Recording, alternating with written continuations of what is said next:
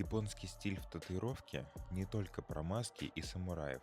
Сегодня расскажу вам про идеи моего клиента Егора. Мы делаем рукав, и в центре сюжета японская богиня Бентен.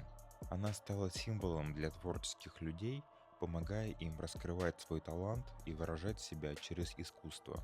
Егор работает в сфере кинематографа, и именно поэтому для него это не просто картинка, а личный символ. Чаще всего Бентен изображаются своим драконом, с японским музыкальным инструментом или с жемчужиной, исполняющей желания. Рисуя дизайн в своей японской стилистике, я изобразил очень близкий контакт между драконом и богиней. Об этом есть несколько интересных мифов. Сегодня первый сеанс рукава, на котором я полностью переношу дизайн, закрепляю его тонким контуром и начинаю красить фоны. Переходи в мой профиль, подписывайся, чтобы следить за этим и за другими интересными проектами.